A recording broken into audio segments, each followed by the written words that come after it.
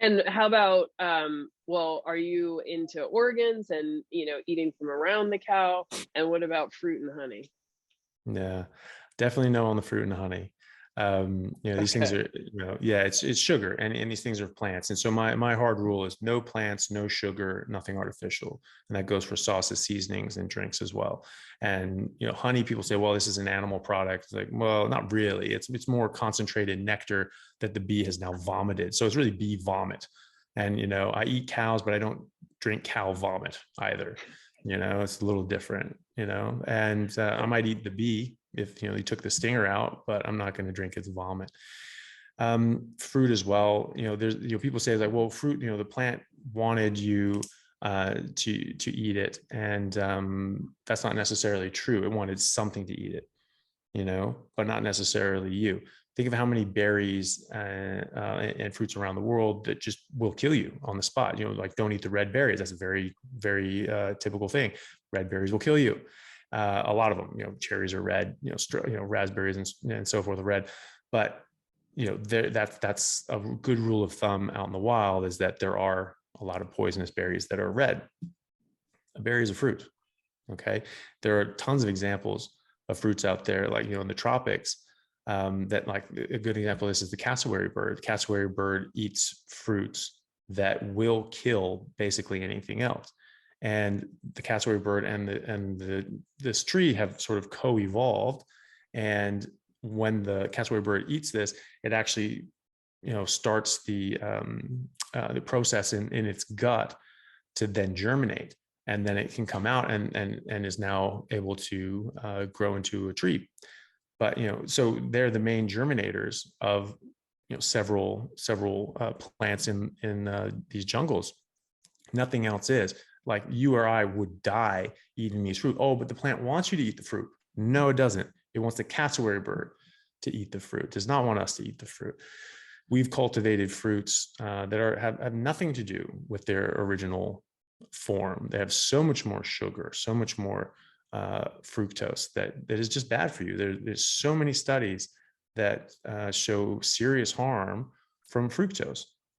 Causes type 2 diabetes, causes peripheral insulin resistance, causes essentially the same problems that you would find from consuming alcohol, because we've shown biochemically from the UC San Francisco biochemistry department that fructose gets digested and broken down into the same byproducts as alcohol. So you get the same diseases from those byproducts as you do from alcohol, because they're the same things. You get fatty liver disease, cirrhosis, diabetes, heart disease, even kind of, some cancers, and even Alzheimer's, because, Alzheimer's is being considered type 3 diabetes is sort of what it's being referred to as now. This is very harmful stuff. And, I think, Dr. Saladino was talking to people saying, he eats fruit and honey now. But he's saying that that's good for a lot of different reasons, and that if you're on carnivore, you can't be on carnivore or keto for longer than a certain amount of time, because you need carbohydrates, you need sugar, you need these sorts of things. But what he's failing to recognize is that he was carnivore for a much shorter period than so many people around the world. I've been doing this for a decade. He was doing this for a couple of years, and he was running into problems. Said, it must be because I'm not eating enough carbs. It's like, I haven't had carbs in a lot longer than he has. I don't have any of the problems that he has. And the Inuits live like this generationally. They don't have any of the problems that he has. Same with the Maasai, same with the native Australians. The people live generationally. This is actually recognized by the College of Medicines in America as, like, you do not need any amount of carbohydrates throughout the course of your entire life. This is a well-recognized phenomenon. So something else is going on with that. And I think he was talking to was it Dr. Gundry, who made the Plant Paradox book. And Gundry was saying that, no, actually fructose is really bad. We shouldn't do it. And Saladino's point was, well, you show me a study that says that the fructose in fruit and honey are as bad as, fructose from other sources. And, Gundry didn't have an answer for him. My answer to that is, show me a study that says it's not. Why would we assume that this exact same chemical here works differently than this exact same chemical here in every other circumstance. The burden of proof is on you. If you're saying that the fruit in the matrix of the honey, in the matrix of the fruit is somehow good for you, you need to prove that, because there's a lot of evidence to show that it isn't good for you. Now, if you have fruit and this has fiber, you're going to absorb less fructose because fiber just gets in the way of your normal digestion. So that's true. You're not going to absorb as many, grams of fructose as are in that apple or mango. But, if you drink orange juice, like some people are, I think, people may know Carnivore Aurelius, who's has a really funny website. He has a lot of very good information on there. I like his stuff, but, he's sort of been swayed for, whatever reason. And he's talking about how he drinks, gets 40% of his calories from orange juice, which is, there's no argument for that. I mean, that's just drinking, soda all day, with a vitamin in it. And so I think it's very, very harmful. If people look at the work of Dr. Robert Lustig, he's done incredible work on this. And in fact, he's done studies with humans, isocaloric conditions where they're having the same exact calories and they're just substituting fructose for glucose, having like bagels and pizza instead of donuts and candy. But they stayed the same weight, and had the same calories. And they found that even in a few days or a week or so, that kids are actually, with fatty liver disease and metabolic syndrome, actually reversing the fatty liver disease and reversing their metabolic syndrome and their insulin resistance. And, it actually satisfied the criteria to show causation between fructose and metabolic syndrome. So, and Saladino says, oh, there's only animal studies, there's no, human studies with isocaloric conditions. Like, no, actually there is, Lustig has done them. And okay. So Well, these things do exist. Yeah. No, sorry, go on. I mean, I kind of, I stopped listening to him a couple of years ago because I felt like, his huge focus on like this nutrient and that nutrient and this, biological mechanism, I think it's overwhelming and like led me to feel like, oh my God, I've got to get this bottle of medicine and I must eat so many ounces of this piece of meat or this kind of liver, and to make sure that I'm getting everything, which then disconnected me from like actually just listening to my body's signals, which is, I think, the most important thing. But I am most frustrated by what he says because, well, in the population that I most talk to, it's, for the most part, older Black, men and women who are struggling with diabetes and heart disease and other stuff like that. And, in that population, I mean, we're talking about people who are not metabolically flexible and may never be able to regain metabolic flexibility. And, adding in any kind of fructose or honey is just totally a nightmare. And I wonder, a lot of times I have people coming to me who are, 50, 60-year-old women who have been obese, very obese perhaps for decades. And, and they say, well, Saladino says this. And I'm kind of like, he's like a 40-year-old super fit white guy who's never been obese, doesn't have any, hormonal problems, didn't have children. Like, I really don't understand what his experience, his physical experience on Earth compares. How does that compare to your experience? And I'm not, certain that I like the kind of doctor who is looking at me, the person, and my lived experience and is relating that to all the people that they have treated before. And I, don't really like engaging with doctors who essentially say, well, the book says this is what's supposed to happen, so this is what I'm going to do next. And I don't want to hear about the book. I want to hear about like what happens in real life to real people. And I kind of feel like, is he not looking in real life at real people? Because, there's a tiny portion of the American population that is in great shape. And then 88% of us are, some form of insulin resistant. So why are we talking about people who are fit at all? I don't care about that 12%. Let's deal with the lion's share. Yeah, and to your point, there was this statistic I saw the other day. It was like 6 out of 10 Americans have some form of chronic disease. You know, we are an unhealthy population, and that is a very new thing. I totally agree with you. I think that you know, Dr. Saladino is very well read and well versed in a lot of these things, and gets very interested in you know, the minutiae, which I think are super interesting, but I don't think necessarily translates to anything beneficial on a larger scale. It doesn't necessarily translate to the big picture. I like looking at big picture. You know, I like looking at what does this act, like you say, what does this actually do for people? And when you get to the fundamentals of this, and you understand that biologically humans actually are carnivores, that is the kind of animal that we are, and plants protect themselves by being poisonous. And if you, because there's this evolutionary arms race, if you step out of that arms race, it keeps going without you, and they keep getting more and more toxic, and you've stopped building up your defenses, so you're not in a good position to win a war. So I think that that's a very fundamental reality of our species. And I think if you lose sight of that, you're going to you know, get taken in the wrong direction.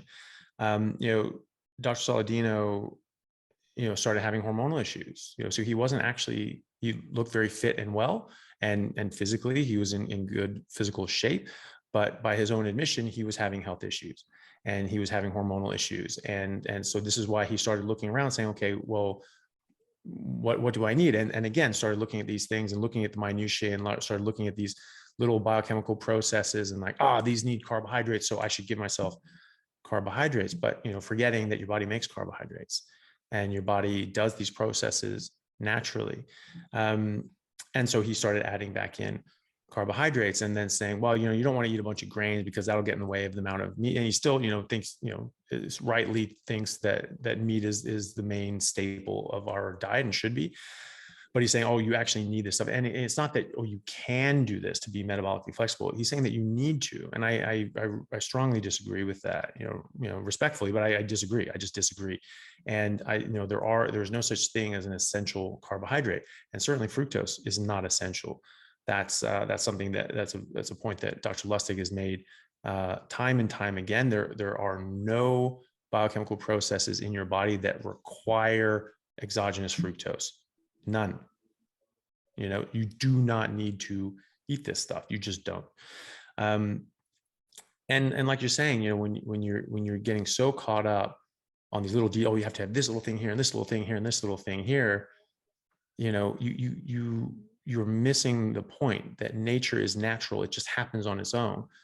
Okay. Animals in the wild, they don't have a health coach and a, you know, diet coach and a calculator to figure out all the different things they're supposed to eat. They just eat, you know, they eat what tastes good, and they go from there. And, you know, and as I said to people, like, if you need a calculator to figure out what to eat, you're probably eating the wrong thing.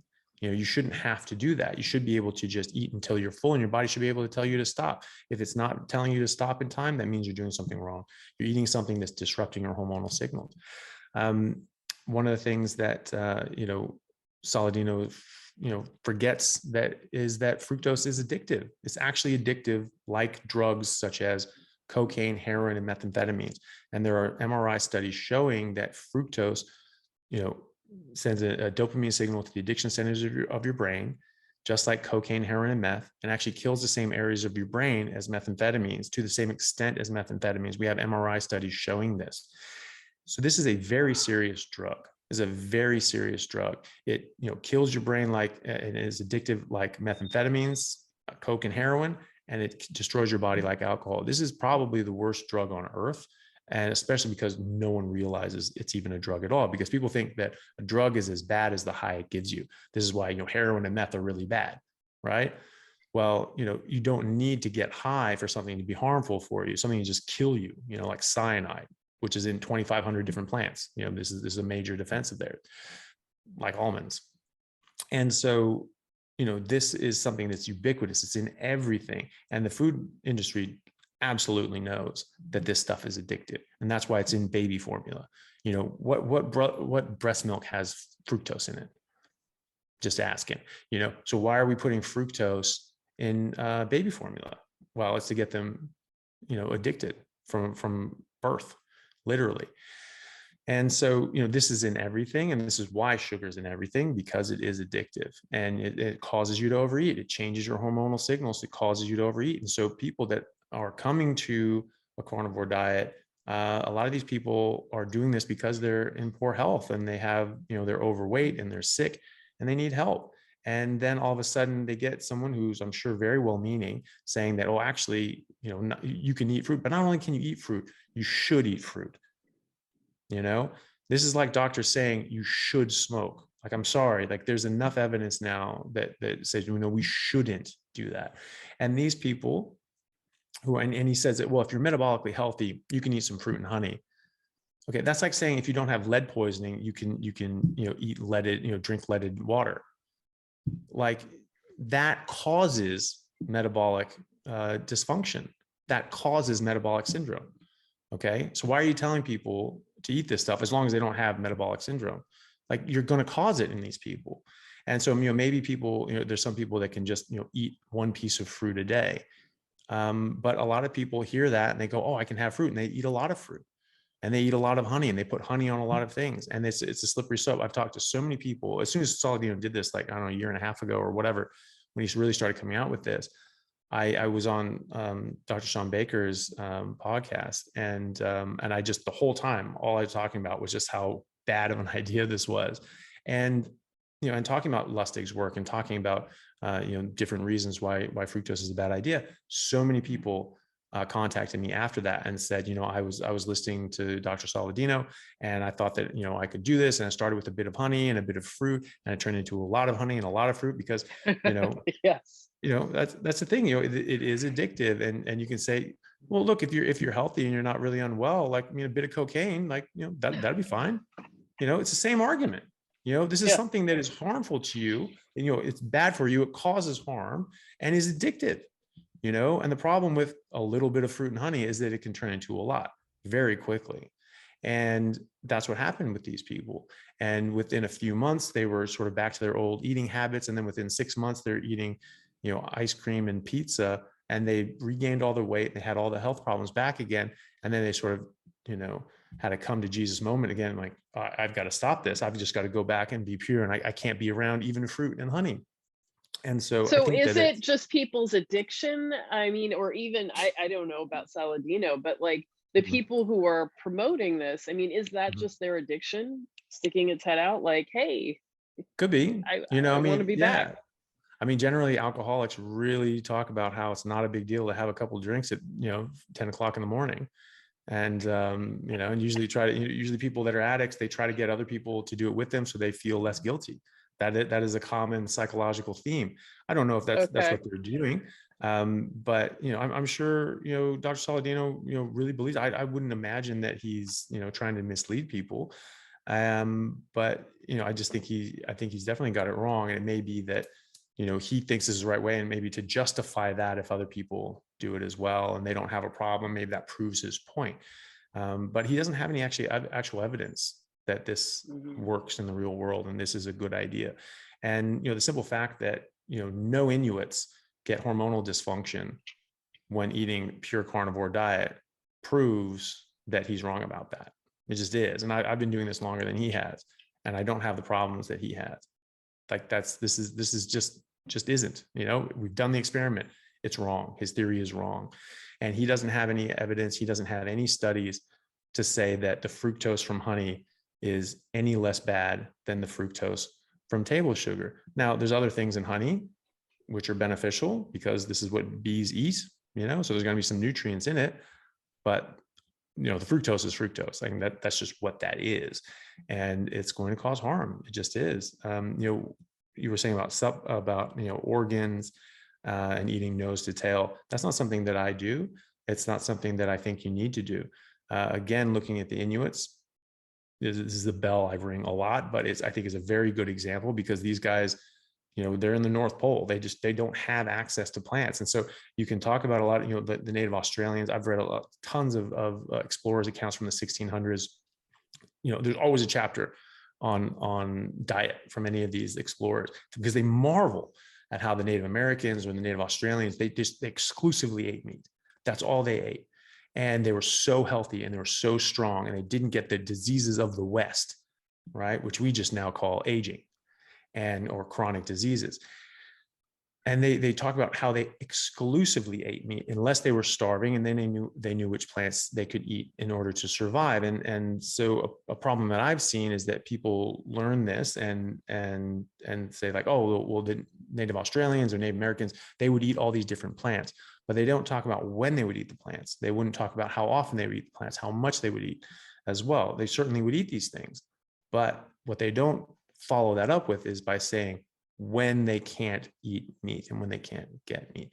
And so, a lot of these people, like the Inuits, don't eat organs. They would feed the organs to their dog. This is something that's been well documented from all the explorers that have lived with them. Stefansson, who I mentioned earlier, wrote a whole book called The Fat of the Land. And, he talked very specifically, because even back in like the 40s and 50s, people would ask him, oh, so you have to eat the organs. That's where the nutrients are, right? And he's like, no, you don't have to do that. I was there for years. They never ate the organs. They'd feed them to the dogs. So we only ate the skeletal muscle meat. And then you have to ask yourself, if you're going to eat organs, fine. But right now we have a very easy access to organs because we can just go to the store and buy them. However, if you're hunting and you take down a moose or something like that, let's say a cow, how many pounds of skeletal muscle meat and fat are you getting to every 1 pound of liver? It's hundreds to one. And so the majority of what you're going to be eating is just normal meat, muscle meat and fat. You're not going to get many organs. And so, even people that do eat organs, they're only going to eat organs in proportion to the animal that they take down. And so even Saladino, who visited the Hadza tribe in Africa, which must have been a really cool experience. He was saying, well, look at these guys. They go around and the hunters, the male will go eat honey. Honey must be good for you. And they'll eat the liver. Oh, and they look at it like reverently, and they'll take a little bite and they'll pass it on, take a little bite and pass it on. It's like, so they're taking a little bite every time they kill a big animal, which feeds them for a week. They're not getting much liver. They're just not. And what he doesn't also tell you is that the Hadza males are going out hunting, and so they're the ones encountering honey, and they'll eat honey when they find it because they're sugar fiends, and they don't really bring that back for the women. And there's actually been studies to show that the dentition of the women are way better than the men in the Hadza tribe. Okay, so actually this is causing a harm right there. So in they the find the population good stuff and they don't share it. No, very selfish. Yeah. Okay. But to the benefit of the women in the tribe, because like they're not getting hit with this drug. And and so Saladino's looking at that and saying, oh, well, look, ancestrally, let's think about what's happening ancestrally and look at the Hadza. Okay, well, that is one example. Look at the Inuits. There is no honey. There are no fruits. They just don't exist. So to say that you have to have honey and that this provides a benefit to you is missing a glaring point, which is we have entire populations and civilizations that simply have no access to it. Also, we came through the ice ages. No fruit and honey during the ice ages, tens of thousands of years without any fruit and honey. If fruit and honey or any carbohydrates or fructose in general was required, we would not have made it through the ice ages, but we did. One of the things they talk about is you get thyroid dysfunction if you're not eating carbohydrates and fructose, or your testosterone's dropping. Hypothyroidism is a devastating illness that anyone who has it can tell you. It's very, very, very hard to live with, and it will eventually kill you if you have too low a thyroid for too long. It will kill you. If you're pregnant and you have low thyroid as well, this will severely damage your fetus, because that is required, is essential. So congenital hypothyroidism is called cretinism. That's the actual medical term. And this is, all the best insults all came from, medical terminology. So a cretin is describing someone with cretinism. And this was congenital hypothyroidism. They had very specific facial deformities. They were low stature, they're small, in relation to their age, and they were severely intellectually delayed. And so that doesn't really go far from an evolutionary standpoint. If we're coming through the ice ages and we don't have access to fruit and honey or any other carbohydrate, and everyone's going to get hypothyroidism because of this, well, then you're going to have the next generation is all going to have, cretinism, and then they're all going to die. You're not going to make it past one generation. It's not going to work. And yet it did work. We're here, and the Inuits exist. They're here. You and I are here, and so we're not actually seeing that. So it doesn't hold up. One of the things that some of these guys who are having issues like Carnivore Aurelius and Dr. Saladino is that they really push the liver and the organs, and especially supplements. They own supplement companies. So, they obviously feel they put their money where their mouth is, and they feel this was an important thing. And so they went with it. Good for them. But you can get too much of a good thing. And, they always talk about how liver is, just the most nutrient dense. It's so nutritious. Absolutely 100% correct. And therein lies the problem, because vitamin toxicity is just as dangerous as vitamin deficiency. You can die from both. And so a lot of these vitamins, like vitamin A, are fat soluble. You're going to build this stuff up. It's not like, vitamin C or the B's that you can just, pee it out if you get too much. You will build this stuff up. This will stay in your body, and you can build it up to toxic levels. And then even if you're just adding a little bit and a little bit and a little bit, you're going to be maintaining this toxic level. One fun fact about carbohydrates is that it makes your demand for vitamins higher. You actually need more vitamins. You need more vitamin C, you need more vitamin A, you need more different nutrients. Depending on what you eat, you need a different constellation of nutrients, including vitamins.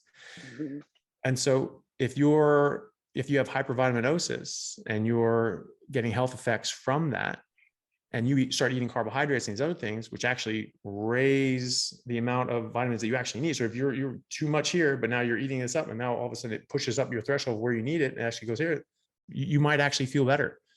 That might actually be, a bit of a medicine. What is medicine? Medicine is a poison that causes more benefit than harm in given circumstances. So he's taking something that's harmful to him in normal circumstances, but these are abnormal circumstances. So maybe they're helping him out. That's complete conjecture.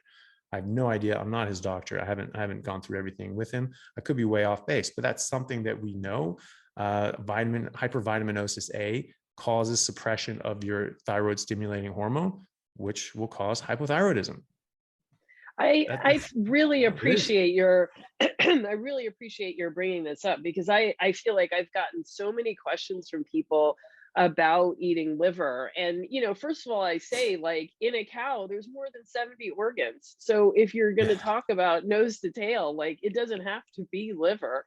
And frankly, fat is an organ. So every single day, we're already eating organ meat and, eggs and other stuff that people eat. So, like, it doesn't have to be liver. So I love that you're, clarifying that. And I have, for a very short time period, tried taking like supplements of, dried liver and stuff. And then I just hate taking pills. So I just didn't keep up with it. But I've really been reluctant to tell people to take that kind of stuff. And I know there are people in my community that do, and I don't talk about it that much, but I don't feel good about it, because I feel like if you need it, your body's going to give you a craving for it. And you should try liver every couple of months and see, how you feel. And then, if you decide it tastes good and you want to have it again, like, that's a sign. And if you decide you don't like it, keep moving. But what would you say to that? Like, how should people approach, these things? Yeah, I totally agree. I think taste is a very important sense that we have. It's one of the 5 major senses that people really forget about, because then they go and say, eat a bunch of bitter, nasty tasting vegetables, and those are good for you. Like, well, how would that work? Why would we have, had this sense of taste that every fiber in your body is saying that is awful, get that out of me. And yet they're like, no, this is good for you. Again, nature is natural. You know, the deer don't go around eating the shitty tasting leaves. You know, they eat the leaves that taste good. And you know, have you ever seen a cow eat like really green grass? Their eyes are bulging out. They're eating voraciously. They love it. You know, it tastes really good to them because their brains are saying, eat this. This is good for you. And so I go by taste a lot. And I think that's, you know, because your hunger signals change so different, so radically when you're not eating carbohydrates, and you have to relearn these things. And when one good measure of that is by going by taste, because if your brain wants certain nutrients, it's going to taste better. And so people say, oh, would you get tired of eating meat? No, I don't, because I eat when I'm hungry, and meat tastes amazing when I'm hungry. It's the best thing I've ever eaten in my life, every single time. And then when I get to the end of it, I was just like, I don't really want to eat this anymore. It's not enjoyable anymore. It's the same piece of meat. I cooked it at the same time, the same conditions, the same temperature. And yet, you know, at the beginning, it was the best thing I'd ever eaten in my life. And now it's, I don't really want to eat anymore. That's your body telling you you can stop now. It's natural portion control. It's natural. If you're eating liver and that tastes good, your brain, you know, might be telling you something. Raw liver tastes wildly different to cooked liver, by the way. It's just a different thing. And it's so much better. I don't know why, but it tastes so much better. And I agree. Like I can deal with it raw, but only a small amount, but cooked, it's like, oh. Yeah. And that's the thing too. It is a small amount, because after, you know, you're having some bites and, wow, that tastes good. Wow, that tastes good. And then you're just like, yeah, I'm okay. And that's important, because your brain's telling you like, back off, we're okay.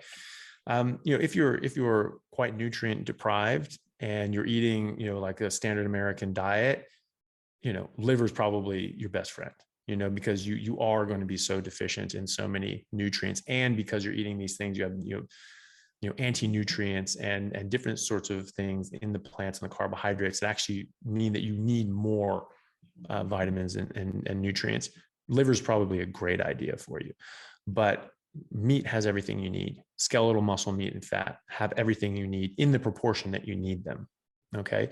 And so you don't need to eat a whole bunch of liver. Maybe if you're catching up, or if you're eating a deficient diet in a certain way. But if you're eating a carnivore, species specific, appropriate human diet, you don't need it. But, you know, if it tastes good, that's fine. I think you should go for that. But as to supplements, you know, no animal takes supplements. Supplements didn't even exist in, you know, human populations, you know, more than 100 years, maybe. I don't even know if it was that long. Maybe only like 30, 40 years. You know, we've had GNCs and things like that. But, you know, if you need to take a supplement just to get basic nutrition, then by definition, your diet is deficient. So it's definitional. You know, you're not getting all the requisite nutrients from your food. And if you're eating a biologically appropriate, species specific diet, you will get everything that you need. And so if you're just eating meat and fat, you will get everything you need, because this is what we evolved on. This is our natural diet. So you don't need to take supplements. I think that if people aren't doing that and they're eating a mixed diet, you know, supplement away. You know, take some liver, you know, every now and then, but you don't have to, and you don't need to if you're on a pure meat and water diet.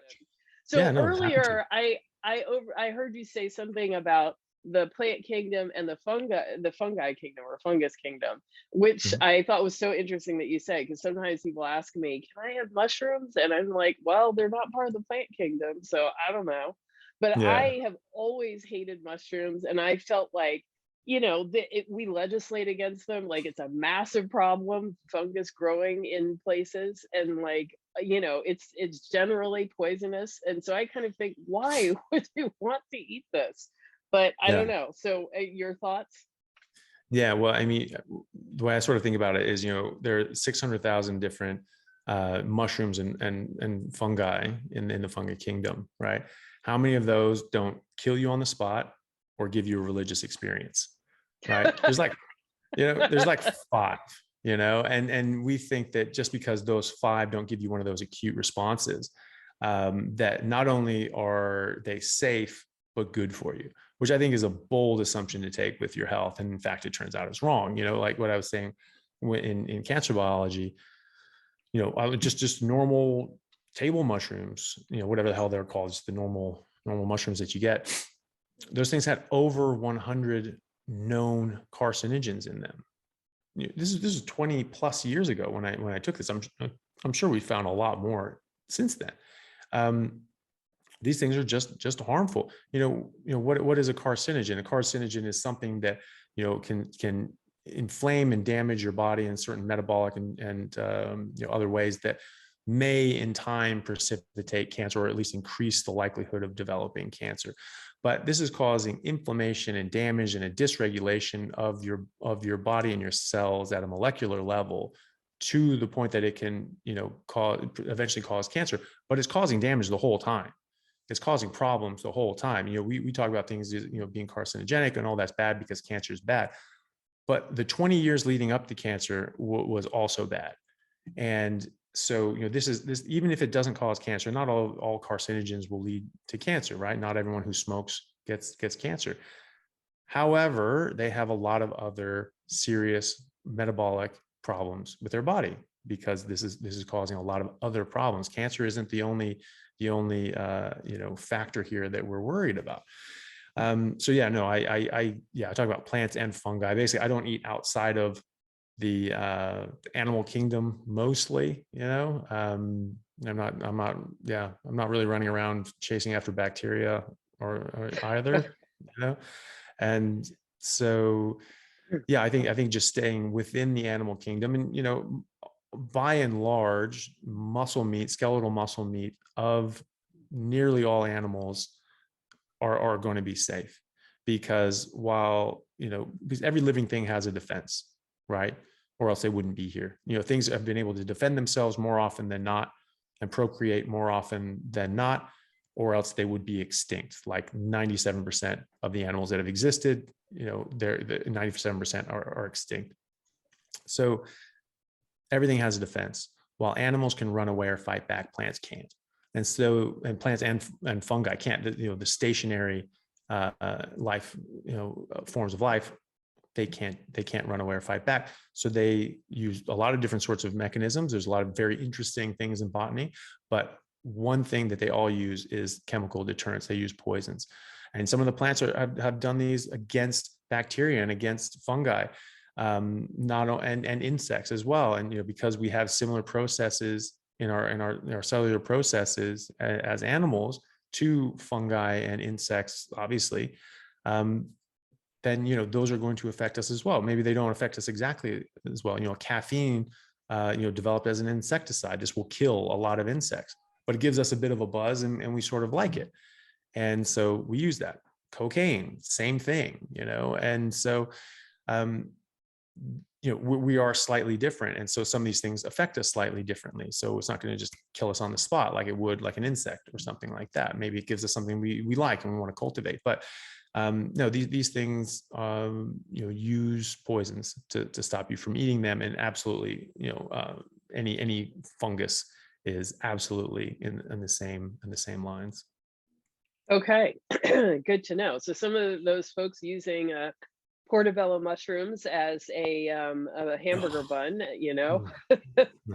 But I wonder, because some of these things, like, for example, smoking, usually people don't just smoke, they also drink alcohol, they also may use some drugs, and there are other behaviors that like come along with that behavior. So I don't know. I mean, I wonder if you just have those portobello mushrooms, once every couple of weeks. I don't know. Maybe that's okay, but I don't. Or are there other behaviors that come with, mushroom eating? I don't know. So yeah. Well, yeah, I mean, and certainly, and dose makes the poison, and the more you have exposure to a toxin, the more poisoned you're going to be. And so, if you're infrequently doing that, yeah, your body will probably be able to recover fairly well from that. But you'll set yourself back. And the problem is that, again, it's a slippery slope. You think it's not that big of a deal, and so you do a little bit more. Oh, it's not that big of a deal. It's not that big of a deal, and then you actually you stop noticing how much of a deal it is, and then you start slipping back into just feeling sort of crummy all the time, and you thinking that that's normal, and then you're back doing what you've always done. So yeah, I'm sure you could eat some mushrooms every now and then, but I don't see a benefit in it anyway. You know, I don't really particularly like the taste of mushrooms either. I don't think that's a good tasting thing. And so it's not something that I've ever been really, drawn to. I've never liked mushrooms, but, I'm right there with you. Never eaten them, for fun, for no, taste, and the spiritual ones yeah, are they're pretty awful tasting and not something I do. So I no. get you. Yeah. And that's a good example there. You know, these things are again, they're a poison. They're trying to stop you from eating them. And they give you that psychedelic experience, which you then build up a tolerance to, because you have to take more mushrooms next time to get that same effect, and a little bit more and a little bit more and a little bit more, because your body is trying to protect you from this because it's And not bad. only that, you're sick during that high. And so Yeah. many people have told me, and I'm like, Yeah. that's poison, right? You're Yeah. vomiting and you're enjoying the experience, but you're vomiting because that's poison. Your body's trying to Yeah. get it out. Yeah. Yeah. I spoke with someone who did one of those ayahuasca experiences down in South Oh my America. God. And, Yeah. yeah. And they said that they started out and it was, kind of interesting. And then they were just uncontrollably sick for like 8 hours after that. They were just puking and puking and puking until they had nothing else. And they were just dry retching for like another, 7, 8 hours. And they said they've never been that sick in their life. And they're like, oh, okay, now, you're going to talk to shaman. They're going to talk about how to, guide your tour this time and how to do this and how to do that. And she was just like, I think I'm just going to go. And they're like, no, you got to keep doing this and the other. I'm like, yeah, I don't want to do this 3 more nights in a row. Like, that sounds awful. And so she's just packing her stuff. And this is like, had just never happened before, apparently. And they just didn't know what was going on. And some of the other guys that were there saw her leaving, and they were like, well, what's going on? Are you leaving? She's like, yeah, I'm not doing that again. They're like, you can leave. You're allowed to go. It's like, yeah, why not? It's not a prison. And they're like, okay, yeah, all right. I'm going. And so they like half the group left because they're like, I'm not doing that anymore. Sounds like an Yeah. awful experience. Yeah, and Yeah. like, you are very, very sick. And who's to say that you don't slip up and take a little bit too much and don't make it out of it. That can happen. And so maybe if people like that experience, that, good for them. But if we're talking about optimal health and doing what's good for your body and your brain, that's certainly not it. And, Mhm. but yeah, if people want to do some things, like for, say, alcohol, I sort of had a leg up on this because I never drank during the rugby season anyway. And so, 11 months out of the year, I wasn't drinking for a very long time, and at least a decade solid. And then I went to medical school, and I sort of would drink sometimes, but still it was like every few months I would drink.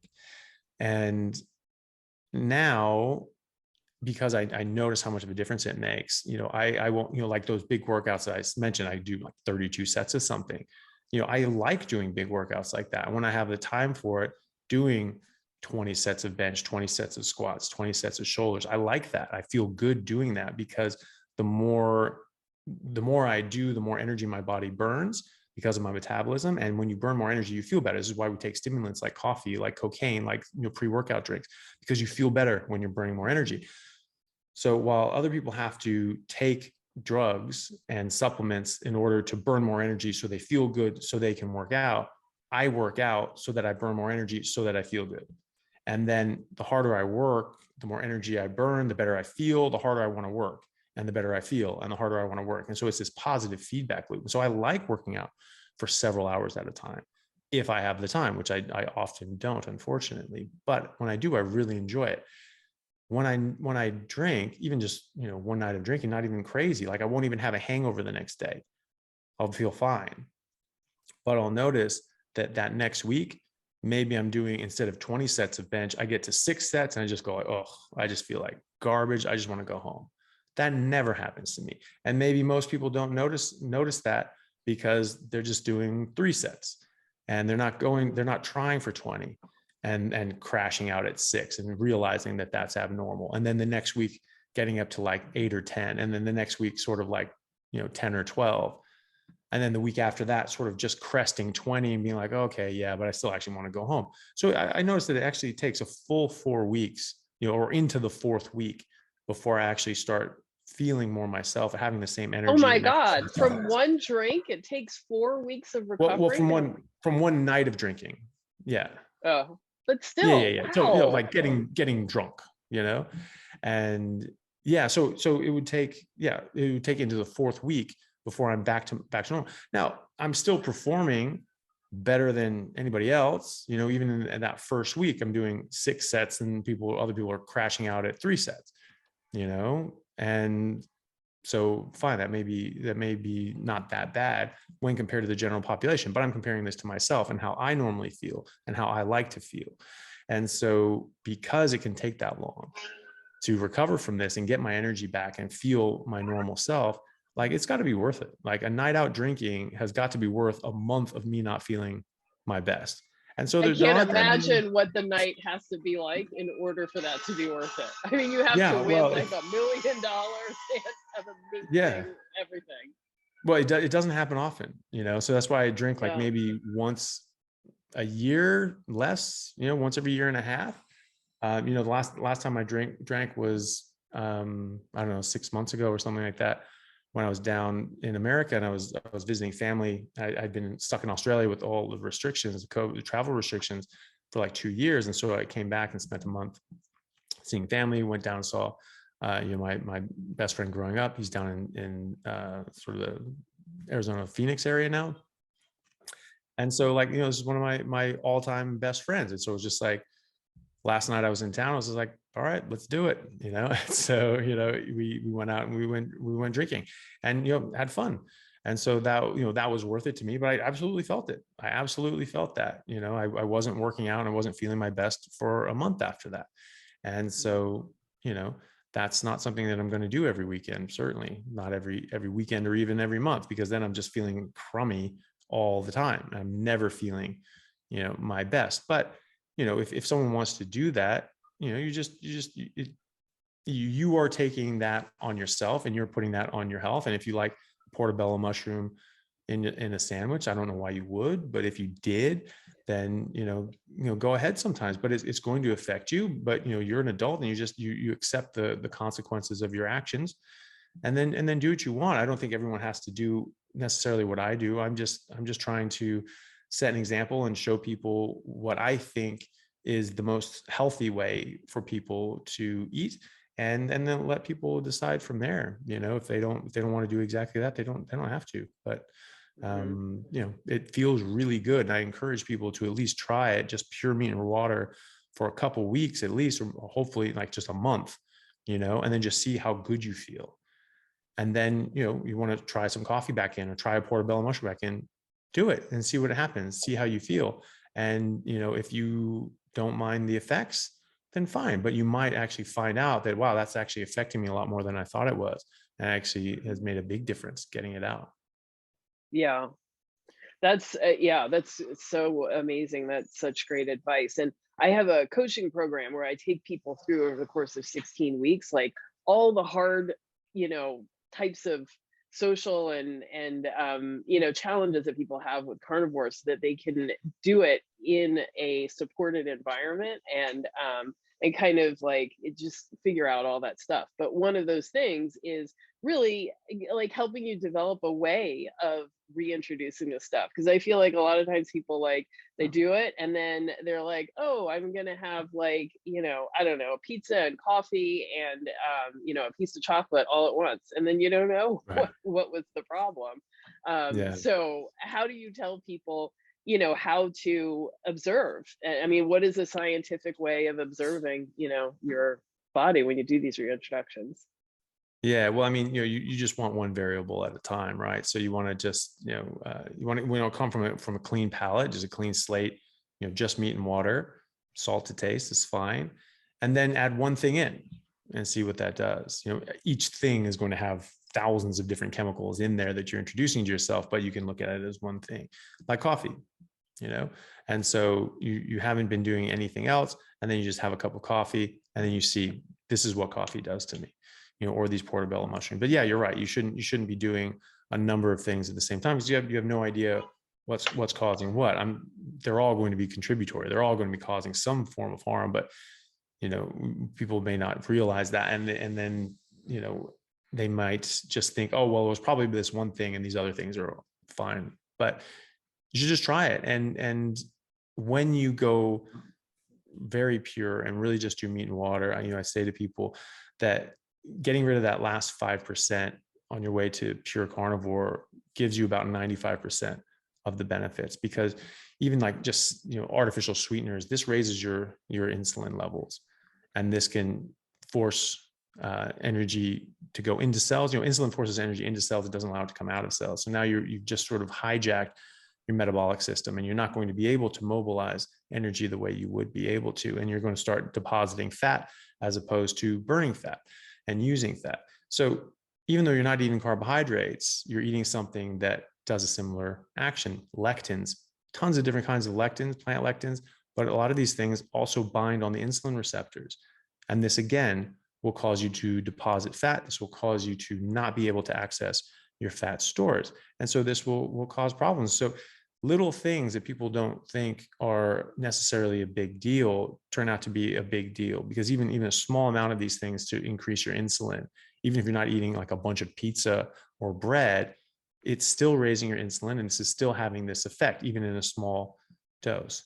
And so you'll have a large effect early on. Just a little bit of this stuff will have a big insulin hit, and that will cause a lot of problems. And so even if you eat a lot of carbs after that, you're not getting as much of a response, from your insulin. Your insulin's already up, and so it's already causing a problem. So that's one example of this, but there are more. And so when you just get rid of just the last vestiges of plants and sugar and artificial sweeteners, you really do feel a lot better. And so I always tell people, like, look, if you hate the idea, if you're just not going to do it, if you have to go pure, then do whatever. But I really encourage people just to go cold turkey and just cut out all the crap, because it's so much easier. Just get everything out of your house, so there's just no temptation and there's just nothing there. Everyone says, well, I'll eat down my fridge because I went shopping, and then I'll just do meat. And they never do it. And it was like, every time someone tells me that, it's be like, well, that's never going to happen. Yeah. You just have to throw the stuff out or give it away, because you have to strike while the iron's hot. If you're thinking there, yeah, I want to do this, you're not going to do it in 2 weeks. If you're still remaining eating this crap, you just have to do it right then. And so doing that, going cold turkey and just getting rid of all this stuff, I think is easier, because it's less temptation. You get through the cravings and the addiction. Sugar is addictive, coffee is addictive. You're going to feel a bit crummy from those withdrawals, but you're actually going to feel better because you're eating more meat and not eating all this other crap. And so once you get about 2 weeks, you get most of this stuff out of your system. And then you just start feeling amazing. You start feeling better than you ever have. And then your body just starts transforming itself. And you start shredding fat and stacking on muscle. For most people, some people find it more difficult. Maybe it can take a few months or several months before they start losing fat, but that's rare. Most people will start losing fat and changing their body composition pretty early on, but everyone will feel better. Even the ones that struggle to lose weight, they will still feel amazing. And then after several months, they will actually then start shredding weight. I was speaking to Kelly Hogan. I don't know if you know her, but she has she has a podcast, and she's been doing carnivore for like 10 years. Very, skinny, bubbly, high energy person, but she was actually quite overweight. And that's why she came into this. And she was quite overweight and had a lot of health problems. And she was one of those ones that went pure carnivore. And she was like, I didn't cheat. I didn't have anything else. I wasn't using artificial sweeteners, but I didn't lose any weight for 6 months.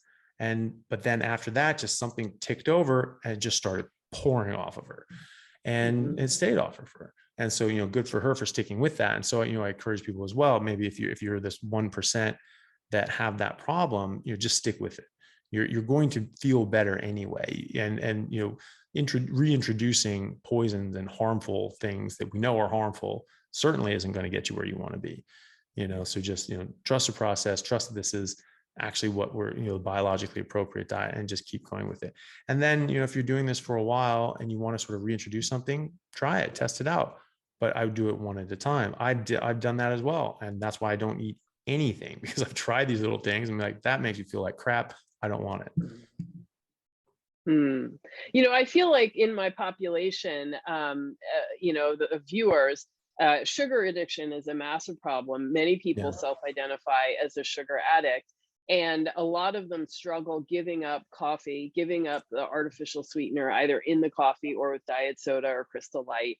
And then a lot of them, kind of dip in and out, they'll do okay, and then they'll have a cheat, and then they'll get back on track another 2 weeks, and then, have a cheat. And so that's more like the behavior. Like I feel like I don't often see people who are really like pure carnivore and not losing weight. It's more kind of this combination. So how do you deal with, the people like that? And I have a lot of people who are like, well, I'm off all the sugar, and I'm just having this artificial sweetener or the Lacanta or the allulose or whatever. And I'm like, that's keeping this desire alive. Like, you're never going to stop having the cravings. You just kind of have to barrel through it. But, what do you do with those people? Yeah, well, I agree. And, I think that cheat days are really counterproductive, because you're keeping yourself addicted to something. I mean, you're trying to quit smoking. So you have a cheat day for smoking. You have a cheat day for alcohol. You have a cheat day for cocaine, cheat day for heroin, just on your birthday, sometimes on a special occasion, like, no, I mean, we recognize this as something harmful that we don't want in our body. And so we just need to eliminate it. And that is a problem, because this is a part of disordered eating, is that we have a relationship to food that other people have a relationship with drugs too, so, we're saying, well, this is bad for me. I know it's bad for me, but I'm going to do it anyway because I like the effect. Now, whether that's heroin or that's, cheesecake, it's bad for you. And you like the effect, you like the taste. This person likes the heroin. I think I understand the heroin a little more. You're getting a lot more bang for your buck there, but it's the same relationship. You are sacrificing your health, and you're justifying it by saying, well, I like the effect and it's probably not that bad for me. And I mean, I can't tell you how many people that would, I grew up with, that were doing drugs and partying, and they would all start getting into drugs, and we were saying like, well, maybe that's not what you want to do. Like, oh, it's not that bad for you. Like, everyone does drugs. It's not that big a deal. And it is a big deal. Of course it's a big deal, but it's not, readily evident while you're in the middle of it, and especially in the beginning of your career in drugs, as it is, the same situation with food. It's not readily apparent. It's not giving you the end stage results on day one. It takes a couple decades, but it's coming. And, once you recognize that, and you even recognize that process is like, yes, that's something that exists, but I'm going to do it anyway because I like the effect. You have a very unhealthy relationship with food. And I try to approach food as food. It's energy, and that's all it is. It gives me and my body the energy and nutrients that I need to continue and have an optimal existence. And I enjoy it. I love it, because my taste responds to nutrients that my body wants. But, I try to just relay these to people, because I think a lot of people do understand that when you put these in these contexts, they kind of go like, yeah, that's actually, counterproductive, and that's not the sort of relationship with food that I want. But when people are having a problem with, having results, I do try to find what they're eating, because 98% of the time, 99% of the time, they are eating something they're not supposed to. Some artificial sweetener, they're still drinking coffee, something.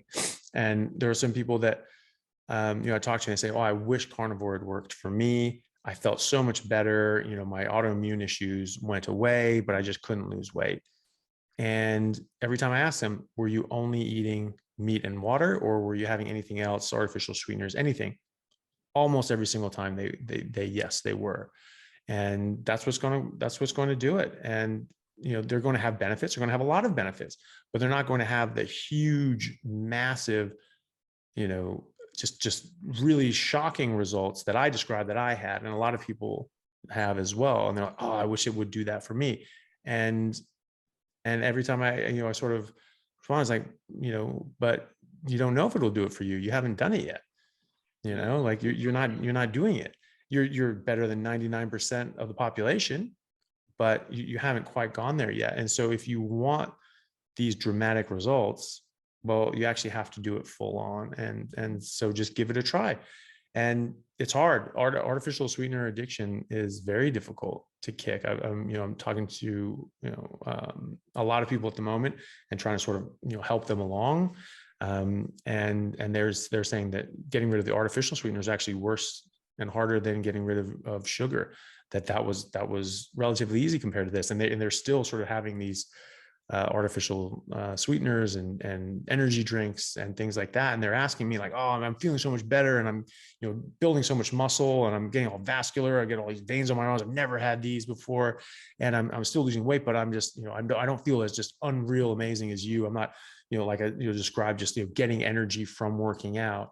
I'm not getting that. I wish that, am I just not adapted yet? Am I just not fat adapted? I'm just on this. I'm just on that. I'm like, you haven't started yet, man. Like you haven't done carnivore yet, once you Yes. do, you're going to get that. And they will, and they're having fantastic results without that, but they're not going to get, the full benefits until they just get rid of everything. And so it's just something, just seriously, just get rid of everything, at least for a few weeks, and just see how you feel. And if you want to add it back in. But I certainly don't, because the results are dramatic, and it's, it's not something that I think is an even trade-off, especially with just, I've never eaten anything that tasted better than how I feel right now. I would rather feel like a superhero 24/7 than eat something nummy sometimes. Like, I just don't care. Like, that's just not something that bothers me. Like the same thing with alcohol. Like, I like drinking alcohol. I enjoy, the feelings and the effects of alcohol, but I much prefer how I feel at all times. So much more. I much prefer that. And so that's an easy trade-off for me. And I'm making, an adult decision. And it's just like, I like this better than that. And I've seen both. And so I can make a decision. And I just encourage people to do that. Put yourself in a position that you can experience both, and then make a choice. There are people that really enjoy doing drugs, and that's just what they want to do. Fine. It's a free country, like, I don't care. I wish you wouldn't, I wish you'd take care of yourself. But if that's what you truly enjoy, it's up to you. But, at least give it a shot. Well, folks, you heard it here. Go strict. Do strict carnivore. Beef, salt, water. Give it a good chunk of time and see how you feel. And I totally agree. And I've got to say, in our community, Dr. Chaffee, in our community, the Black carnivore community, I kind of tell people, you can do strict, you can do moderate, you can do relaxed, you can move between the two. Strict is animal only, moderate is coffee, herbs and spices, low sugar fruits like avocados and olives, and then relaxed is when people go to a restaurant and they eat, the vegetables that come with the side, or they have some artificial sweetener. And, you kind of have to decide where you fit based off of your goals. And if you're trying to heal something very, chronic or very acute, then, you need to be more strict. And if you are at your goal weight and you feel good about how you feel, then you can be more relaxed, and then you kind of move between the two. I stay more closer to strict, but it sounds like what you're saying is, strict is where you're going to see those huge benefits, huh? Yeah, absolutely. That's what I've seen in myself and in others that, patients that I've helped along, and yeah, it makes a huge difference just getting rid of those last few things. And so many people, even just getting, the coffee and the stevia, they get rid of it and they're like, oh, that was really hard. But then they're just like, I had no idea. Totally worth it. It was like, they always say, it can be difficult. You can get headaches. You can feel really crummy when you're getting rid of caffeine and coffee and artificial sweeteners. And they say, like, yeah, it was really crappy coming off of that, for the first week or so, but then after 2 weeks, I just didn't care. And I've felt so much better. It's absolutely worth it. Like, I would absolutely never go back. So yeah, I just encourage people just to try it, because People fight it's, me hard on the stevia and the coffee. yeah, dude, I don't know where Stevia stevia came from. especially. Yeah, I don't know where that came from. It just, again, it's just part of this propaganda that people said, oh, hey, look, this is sugar-free sweetener and it's good for you. It's safe. Like, how the hell do you know that? It's brand new. We have no long-term data on this sort of thing. And, what is Well, it? it's natural. It's Oh, of natural. course yeah. So is arsenic, Yeah.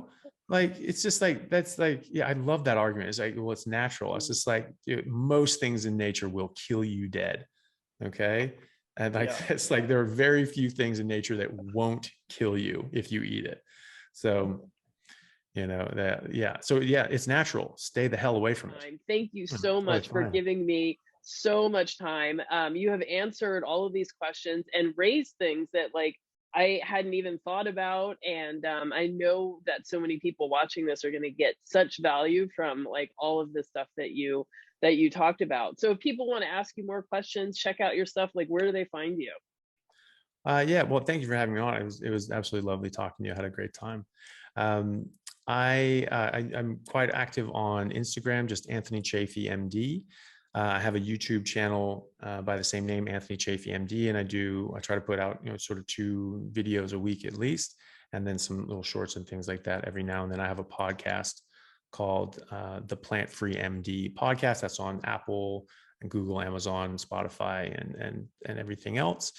That's pretty it. And then there's like, do a bit of stuff on Twitter and oh god, TikTok, but I don't do like stupid dances and all that sort of crap. I just sort of put like, like short videos and things. It just seems to be, just another vehicle to get things out there, but mostly Instagram, YouTube, and my podcast. Yeah. Okay, great. So everybody, you heard it here. Go check him out. I'll make sure to put all the links to his locations in the description. And I hope that you enjoyed today. Thank you so much, and we'll see you soon. Thank you very much for having me. Appreciate it.